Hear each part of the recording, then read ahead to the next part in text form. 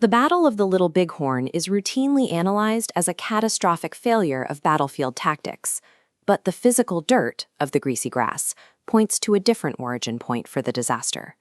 Between the outbreak of the American Civil War in 1861 and the summer of 1876, firearm technology advanced at a staggering rate.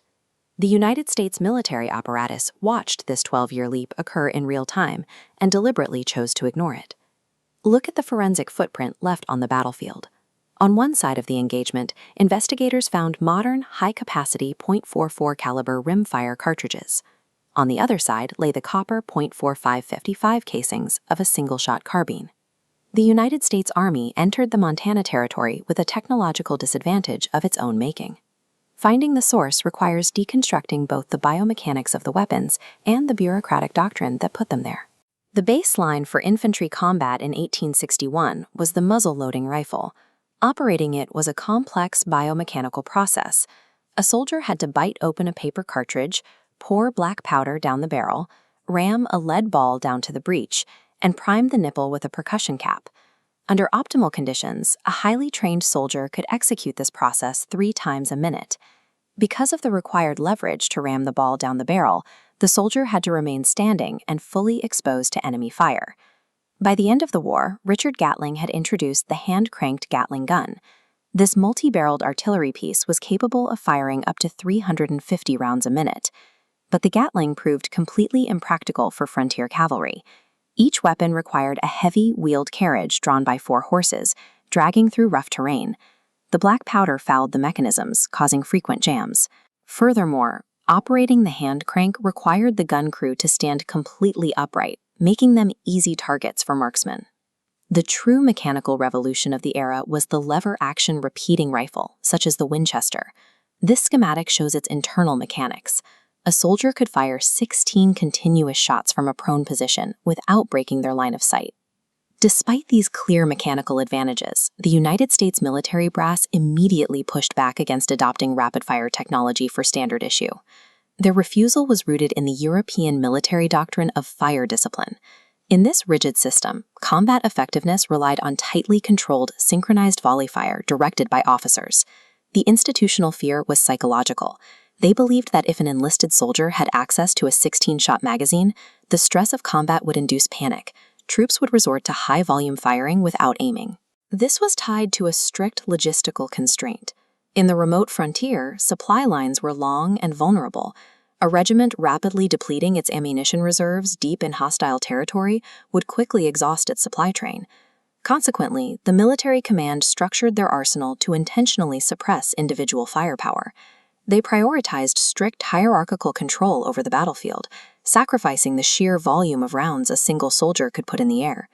During the 1872 Ordnance Board trials, government experts tested domestic and foreign firearms.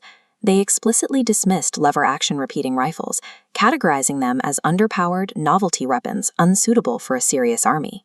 To enforce their doctrine, the board selected the Model 1873 trapdoor Springfield as the official firearm for the Army. It was a breech-loading, single-shot carbine. The government owned the patent for the trapdoor system, making it incredibly cheap to produce.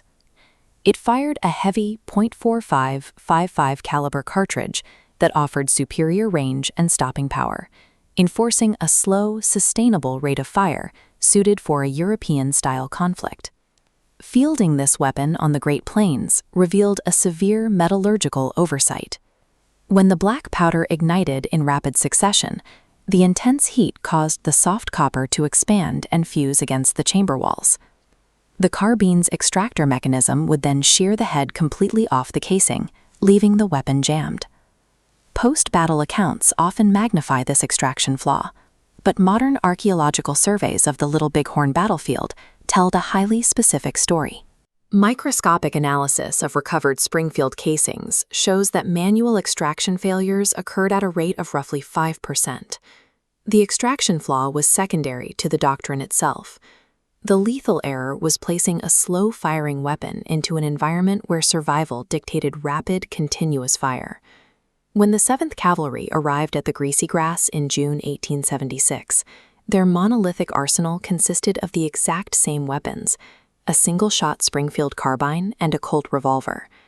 The Lakota and Cheyenne forces, conversely, deployed a highly adaptable, layered arsenal containing at least 41 different types of firearms.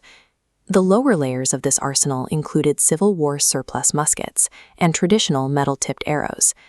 These arrows provided effective plunging fire, raining down on cavalry positions from over ridgelines and behind cover, where direct sight lines did not exist. The apex of the native forces' firepower was their widespread integration of metallic cartridge weapons. Hundreds of warriors were armed with 16-shot Winchester and Henry lever-action repeaters, purchased from post-traders or acquired over years of conflict. This topographical map details the archaeological recovery of spent ammunition at the battlefield. These high-density clusters of orange icons and red markers represent the exact firing positions of native repeating rifles during the assault on Calhoun Hill. By tracking these specific clusters, forensic analysts can trace the movement of individual firearms.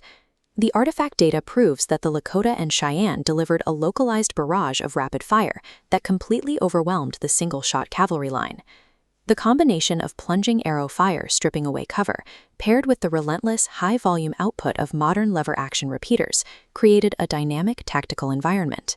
A cavalry unit rigidly equipped for a European theater simply could not survive it.